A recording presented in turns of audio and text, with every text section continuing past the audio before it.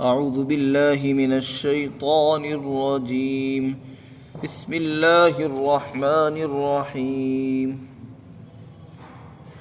ومن يضلل الله فما له من ولي من بعده وترى الظالمين لما رأوا العذاب يقولون هل إلى مرد من سبيل وتراهم يعرضون عليها خاشعين من الذل ينظرون من طرف خفي وقال الذين آمنوا إن الخاسرين الذين خسروا أنفسهم وأهليهم يوم القيامة ألا إن الظالمين في عذاب مقيم وما كان لهم من أولياء ينصرونهم من دون الله ومن يضلل الله فما له من سبيل. استجيبوا لربكم من قبل أن يأتي يوم لا مرد له من الله ما لكم من ملجأ يومئذ وما لكم من نكير. فإن أعرضوا فما أرسلناك عليهم حفيظا إن عليك إلا البلاغ وإنا إذا أذقنا الإنسان منا رحمة فرح بها وإن تصبهم سيئة بما قدمت أيديهم فإن الإنسان كفور. اور اللہ جسے گمراہ کر دیتا ہے تو اس کے بعد اس کا کوئی مددگار نہیں ہے دنیا میں، اور آخرت میں بھی ان کا برا حال ہوگا. اور آپ ظالموں کو دیکھو گے جب وہ عذاب کا مشاہدہ کریں گے تو یہ جملہ زبان سے کہیں گے کہ کیا واپسی کا بھی کوئی راستہ ہے.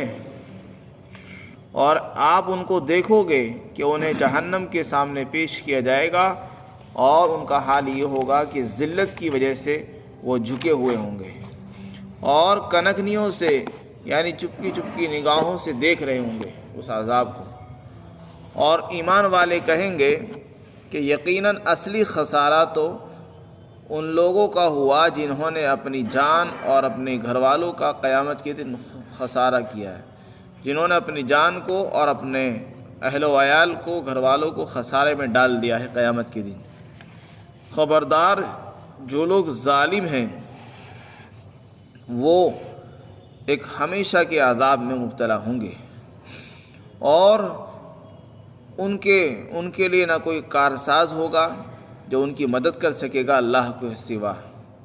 اور اللہ جسے گمراہ کرتا ہے تو پھر اس کے لیے نجات کا کوئی راستہ نہیں ہوتا.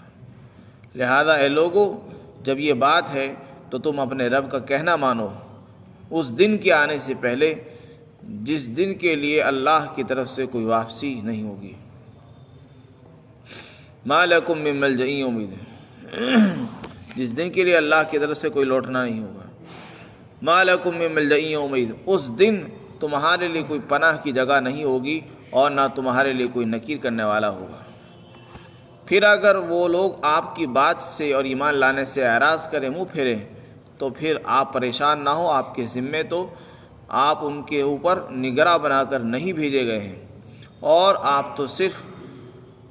آپ کے ذمے تو صرف پیغام کو پہنچا دینا ہے.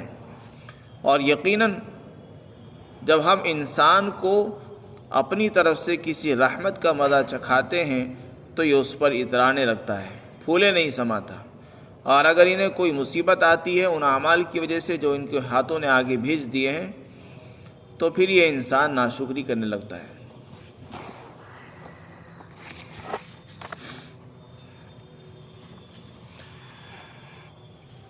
اس دنیا کے اندر اللہ تعالیٰ نے ہدایت کے لیے بہت سے اسباب کو مہیا فرمایا ہے، لیکن ان اسباب سے جو آدمی اندھا بنا رہے اور ان کو کام میں نہ لائے، عقل کو صحیح استعمال نہ کرے اور اللہ تعالیٰ کی طرف سے بھیجے ہوئے انبیاء، نائبین اور رسول ان کی بات کو دھیان توجہ سے نہ سنے تو پھر اللہ اسے گمراہ کر دیتے. پھر فرمایا جسے اللہ گمراہ کر دے تو اس کے بعد اسے کوئی ہدایت نہیں دے سکتا، نہ اسے کوئی راہ پر لا سکتا ہے، نہ دنیا میں کوئی اس کو بتا سکتا ہے. کوئی کام بنانے والا نہیں، کیونکہ اس کا کام اللہ نے بگاڑ دیا ہے. اب جس کا بگاڑ دیا اس کو کوئی سدھارنے والا نہیں ہوگا. یہ تو دنیا کا حال ہوگا کہ دنیا میں اسے کوئی راستہ بتانے والا نہیں ہے. آج جو لوگ ایمان نہیں لا رہے ہیں، حقیقت یہ ہے کہ ان کے دل سیاہ ہو چکے ہیں، اللہ نے ان کو گمراہ کر دیا ہے۔ اب کوئی آدمی ان کو ہدایت پر نہیں لا سکتا جب تک کہ اللہ کی مرضی نہ ہو۔ یہ تو دنیا کا حال ہے، آخرت میں ان کا حال یہ ہوگا کہ آپ ظالموں کو دیکھو گے جب وہ عذاب کا مشاہدہ اپنی آنکھوں سے کریں گے تو عذاب کو دیکھ کر کہیں گے کہ ارے کوئی واپسی کی کوئی صورت ہے، ہم تو یہ چاہتے دنیا میں دوبارہ لوٹ جائیں اور دنیا میں جا کر اچھے اعمال کریں پھر آئیں۔ تو وہ لوگوں سے پوچھیں گے، ان کی زبانوں پر یہ جملہ جاری ہوگا کہ کیا راستہ کوئی واپسی کا بھی ملے گا، لیکن ان کا کوئی جواب نہیں ہوگا۔ اسی طریقے سے ان کا ایک حال اور بیان کیا گیا کہ آپ کو وہ نظر آئیں گے اس حال میں کہ ان کو جہنم کے سامنے لایا جائے گا، اور جہنم کی دہشت اور خوف کی وجہ سے ان کی نگاہیں جھکی ہوئی ہوں گی اور کنکریوں سے اس کو دیکھ رہے ہوں گے۔ جو مجرم لایا جاتا ہے اور اسے معلوم ہوتا ہے کہ مجھے فلاں سزا دی جا رہی ہے تو وہ ذلت اور رسوائی کی وجہ سے اس کی آنکھیں جھکی ہوئی ہوتی ہیں، تو جہنمیوں کی آنکھیں جھکی ہوئی ہوں گی اور کنکریوں سے دیکھ رہے ہوں گے۔ جو بعض احادیث میں، بعض روایات میں اور قرآن کی بہت سی آیات میں جو یہ بات آئی ہے کہ ان کا حشر جو ہے اندھا بنا کر کیا جائے گا، وہ میدان حشر کا واقعہ ہے۔ میدان حشر کے اندر ان کو اندھا بنا کر جمع کیا جائے گا، اٹھایا جائے گا، لیکن بعد میں پھر ان کو بینائی دے دی جائے گی، پھر وہ اپنی آنکھوں سے عذاب کو دیکھیں گے۔ اس کے بعد ایمان والوں کا حال بیان فرمایا کہ جو ایمان والے ہوں گے وہ چونکہ اس دن اللہ کی طرف سے اچھے اچھے انعامات لے رہے ہوں گے اور جنت میں پہنچ چکے ہوں گے، عذاب سے بچ چکے ہوں گے، تو پھر وہ اللہ کی نعمتوں کا شکریہ ادا کرتے ہوئے اور ان پر لعنت بھیجتے ہوئے اور ان کو پرتانا کرتے ہوئے کہیں گے کہ آج حقیقی خسارے میں اگر کوئی لوگ ہیں تو وہ لوگ ہیں جنہوں نے آج کے دن اپنے جان و مال کو نقصان میں ڈال دیا، جنہوں نے اپنے گھر والوں کو بھی اور ڈبویا اور خود بھی ڈوب گئے۔ یہ سب سے بڑے خسارے والے ہیں، یہ خود بھی ڈوبے، دوسروں کو بھی لے ڈوبے۔ اس سے بڑا نقصان کوئی نہیں ہو سکتا۔ دنیا میں اپنے آپ کو بہت کچھ سمجھتے رہے، لیکن آج سب سے بڑا نقصان یہ ہوگا کہ آدمی خود تو گمراہ ہوا ہی، وہ اپنے پورے خاندان کو، گھر والوں کو بھی لے ڈوبا۔ اس لیے ایمان والے اس دن کہیں گے کہ آج اصلی خسارہ تو ان لوگوں کا ہے جنہوں نے اپنی جان اور اپنے گھر والوں کو قیامت کے دن خسارے میں ڈال دیا۔ اس لیے آدمی کو کوئی ایسا عمل نہیں کرنا چاہیے کہ جس کی وجہ سے دوسرے لوگوں کو نقصان اٹھانا پڑے۔ آگے فرمایا جو ظالم لوگ ہوں گے، یا ظالم سے مراد ہے کافر اور مشرک لوگ، ان کو ظالم کہا جاتا ہے قرآن کی اصطلاح میں۔ فرمائے ہمیشہ کی عذاب کے اندر مبتلا ہوں گے جو کبھی ختم نہیں ہوگا، اور ان کا وہاں کوئی رعایتی، کوئی مددگار، کوئی سفارشی، کوئی معذرت پیش کرنے والا کوئی نہیں ملے گا ان کو اللہ کے سوا۔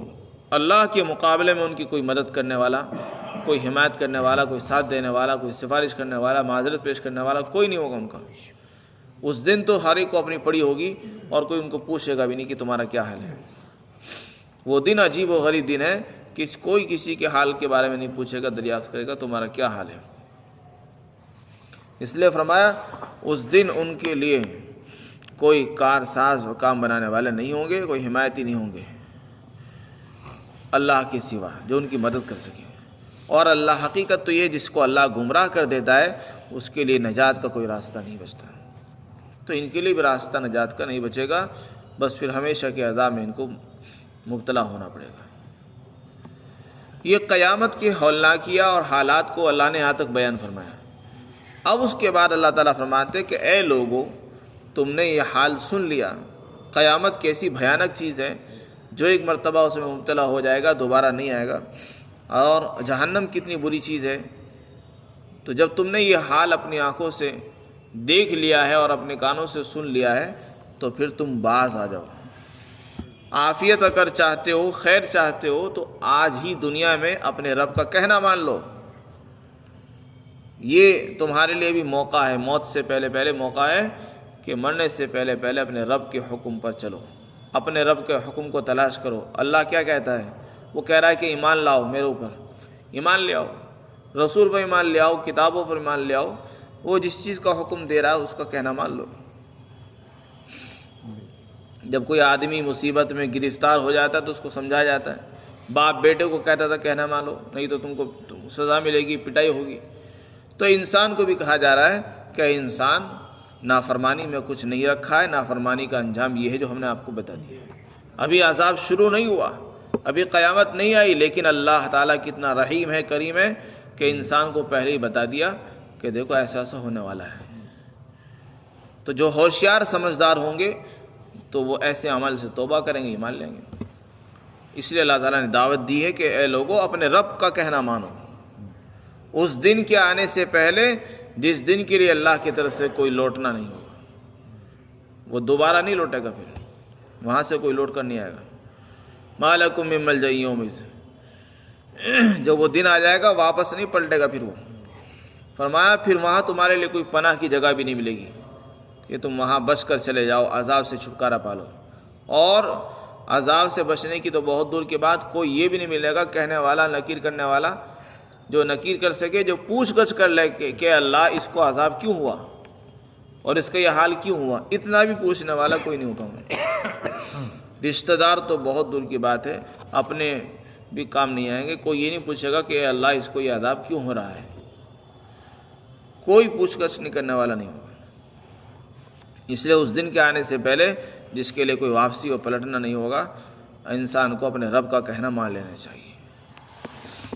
آگے ارشاد فرمایا اللہ کے رسول صلی اللہ علیہ وسلم کو سمجھایا جا رہا ہے کہ دیکھو اے لوگو، کہ اے رسول اللہ آپ نے ان کو سمجھا دیا ہے، اگر ان کے اب بھی سمجھ میں نہیں آ رہی بات اور یہ اب بھی ایمان لانے کو تیار نہیں بلکہ ابھی بھی منہ پھیر رہے ہیں، اسلام کے خلاف سازشیں دشمنیاں کر رہے ہیں، تو پھر آپ کو بھی پریشان ہونے کی ضرورت نہیں ہے۔ آپ کو ہم نے پریشان کرنے کے لیے نہیں بھیجا ہے، ہم نے آپ کو جس کام کے لیے بھیجا آپ نے وہ کام کر دیا ہے۔ ہم نے آپ کو ان پر نگراں بنا کر نہیں بھیجا ہے۔ نگراں کا مطلب یہ ہوتا ہے کہ آپ کو کسی پر نگراں بنایا گیا ہے، اگر آپ نے نگرانی میں کمی کوتاہی کی تو آپ سے پوچھ ہوتی ہے کہ آپ کی نگرانی کی وجہ سے، آپ کی نگرانی میں ہوتے ہوئے فلاں آدمی آپ کی نگرانی سے باہر کس سے گیا، تو ہم نے آپ کو نگراں نہیں بنایا، کیونکہ اگر نگراں بناتے تو پوچھ ہوتی۔ ہم نے تو آپ کو صرف پیغام رساں بنایا ہے، پیغام پہنچانے والا ہے، آپ نے اللہ کا حکم پہنچا دیا ہے، بتا دیا، اس لیے آپ کی ذمہ داری پوری ہو گئی ہے۔ اب سوال یہ ہوتا ہے کہ یہ اتنے کافر مشرک دنیا میں ہیں، یہ ایمان کیوں نہیں لا رہے؟ آخر ان کے پاس بھی تو عقل ہے، یہ اپنی عقل کا استعمال کیوں نہیں کر رہے ہیں؟ تو اس کا جواب دیا ہے، انسان کا اصل میں تعلق جب اللہ سے کمزور پڑ جاتا ہے تو پھر وہ حق سے منہ پھیرتا ہے۔ جس کا تعلق اللہ سے مضبوط ہوگا تو اس کو حق بات سمجھ میں آتی ہے، وہ حق کی طرف کو لوٹتا بھی ہے، چلتا بھی ہے۔ حقیقت یہ ہے جتنے کافر و مشرک ہیں ان سب کا تعلق اللہ سے کم ہے، اللہ سے بالکل نہ ہونے کے درجے میں، اور ان کا تعلق دنیا سے بہت زیادہ ہے۔ مال سے ان کا تعلق سب سے اہم چیز ہے، مال سے، عہدے سے، کرسی سے۔ ان کی نظر میں بس کرسی اور عہدہ پیسے ہی ہیں۔ یہ جو بھی محنت کر رہے ہیں صبح سے شام تک ان کی کوشش ہوتی ہے پیسہ کماؤ، دنیا کو کماؤ، دنیا زیادہ سے زیادہ اکٹھی کرو، ایک کے بجائے 2 دکان لے لو، 2 کے بجائے 3 کر دو، ایک مکان کے بجائے 2 کر لو۔ تو یہ کافر انسان کی سوچ ہے کہ پیسہ کو بڑھاؤ، دنیا کو بڑھاؤ، ترقی کرو، آگے بڑھو۔